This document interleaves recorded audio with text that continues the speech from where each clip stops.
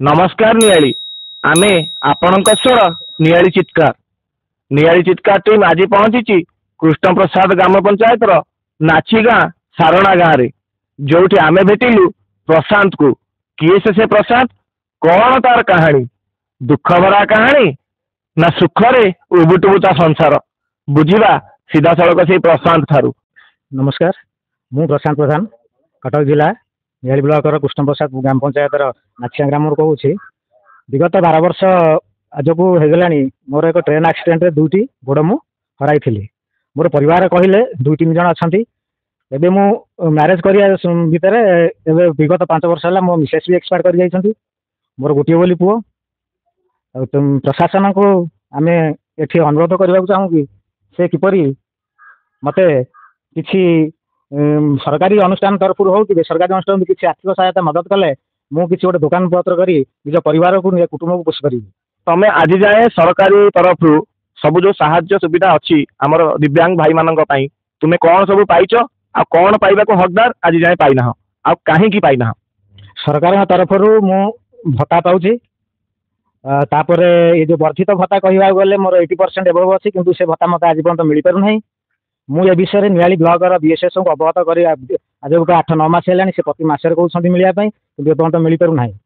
DSS को भी ए विषय मुझे अवगत कराई कटक जिला डीएसएस को से कहले आप नियाली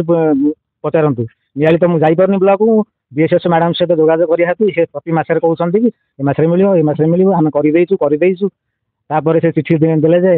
एग्नेस्ट जड़े मरले आप पाइबे। से जो चिठी कथा आप बहुत हाइलाइट कर चिठी किए क्या चिठी कलेक्टर सब वीडियो को देते ये चिठीटा को मतलब बीएसएस मैडम देते कहले बाबू देखो चिठी आम कलेक्टर देते मेल मध्यम स्पष्ट लेखा अच्छी पेंशन एग्नेस्ट डेथ जहाँकि जड़े मरले जड़े पाइबे 3500 टଙ୍କା तार अर्थ से जड़े मरले जड़े पाइबे। मु चिठी तो पर्यंत मुझे देखनी ना जे एतिकी जदि आमे आउ एतिकी आड करि परिबा सेटा अछि किंबा जदि जड़े मरुची ता एग्नेस्ट संगे संगे आड कर से कथा अछि। हाँ से जड़े जदि आपड़ जड़े भिन्नक्षम अच्छा आपड़ 3500 टଙ୍କା पाँच आपड़ मलापर आपन स्थान आउ जड़े ही पिला आड़ हे मु तो ये विषय मोर विशेष धारणा ना तथापि मुझे कहवाक चाहे आम दर्शक बंधु मानक नियालीवासी की मत लगुच कलेक्टर चिठी ए प्रकार हुए तो जे तमें धर आमर एतिकी मरुचंदी जे एग्नेस्ट आड कर किंतु एमिति कदापि जड़े कलेक्टर जी जिलार रजा से कदापि चिठी कर नथबो जे गोटे विकलांग लोक को बाबा दिव्यांग लोक को भत्ता न देई तमें मरिबा को अपेक्षा कर किंतु देखिबा भाईंकर से चिठी कौन कहूची तापर चेष्टा करबा जोगाजोग करिया पई हमर बीएसएस मैडम तापर देखिबा कौन होची तापर भाई आउ कौन कहउचन शुणु। निश्चित से चिठी मोर हस्तगत होती आपण मैंने चिठी निर्भुल भाव लिखाई आप देखिपारे डेथ एग्नेस्ट पेंशन जहाँफल यार अर्थ हूँ जड़े मरले जड़े पाइब जदि आपड़ जड़े भिन्नक्षम अच्छा 80% एबव आप 3500 टଙ୍କା पाँच नियाली ब्लॉक रे ताहले आपनकर से कैटेगोरी जड़े मरले आप आड हे जगह बर्तमान पाखापाखि तुम क्या मरिया अपेक्षा कर किए मरले तुम पाइब 3500। प्रशासन को मुझे प्रश्न पचार आमे केते दिन अपेक्षा करूँ आमे तो सेम जो भत्ता को अपेक्षा करें आमे निजे ही मरीजु के जापर परिवार अवस्था छुआ पिला से सब जीवन कौन केमती भाई बहुत दुर्दशा जीवन काटुंट सरकार तरफ विनीत अनुरोध करी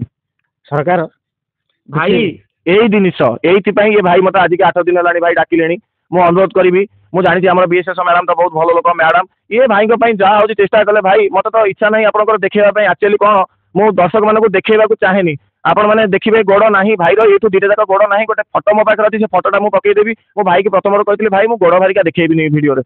भाई किंतु किसी असुविधा ना भाई कहले भाई मुझे ये जीवन भोगुचे आ देखे देवार कैमेरा कौन अच्छी मुझे ना भाई आम देखेबानी आम स्वाभिमान अंचल नियाली मु आशा करे अंततः ए भिडियो देखा पर आमर ए भिडियोटी जेहेतु आम जानी ब्लॉक अधिकारी मैंने अनेक प्रशासक मैंने आम भिडियो देखुं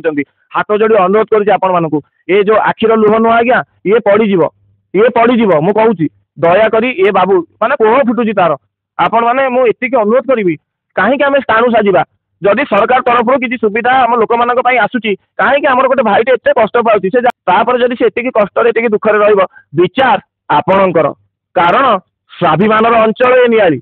आमे आपणक स्वर नियाली चित्कार। नमस्कार।